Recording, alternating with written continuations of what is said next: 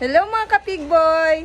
For today's video, may may tawag dyan, may isa akong inahin dito na nag-reheat.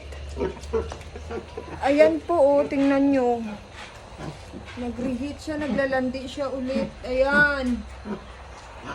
Nagkaroon siya ng fluid. At saka try nga natin siya. Nakdi. Ayan, siguro lang tayo dito, mag-apply tayo bigay tayo ng muna, ng purga. Purgahin muna natin siya, tapos after 3 days, bigay tayo ng antibiotic. And then last yung vitamins niya, na may EDE.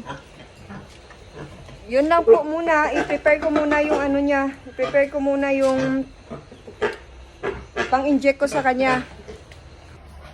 Ito mga ka-pig boy, ito lang yung gamit ko na syringe. Maiksi lang kasi ito talaga yung ginagamit ko na pampurga. Maiksi lang ang pwede natin gamitin. Yung iba gumagamit ng yung mahaba na syringe, pero sa akin ito lang talaga kasi dito ako hiyang. So lang tayo ng 5 ml siguro na pangpurga. 5 ml ivermectin itong gamit ko.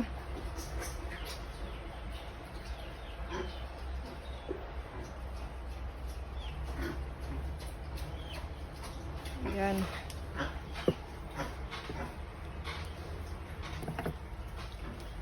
Tutuin muna natin siya, bigyan muna natin siya ng pagkain para madali ko lang siya i-injectionan.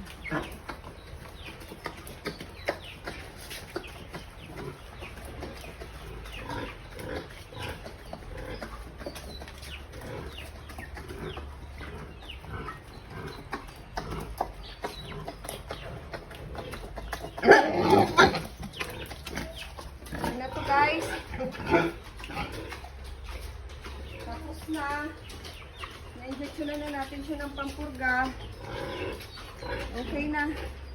Hello mga ka-pig boy.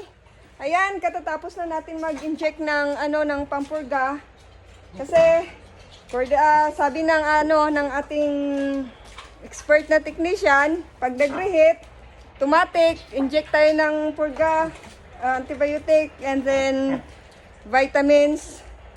Ayan, shoutout dyan kay natin dyan, kay Rildala natin na magaling na technician. Ayan, pakiramdaman lang natin siya ng pagka-reheat niya ulit, tapos pabulugan natin, tapos kung hindi na mag-reheat, okay. So, yan lang muna siguro. Bye-bye! Tutot!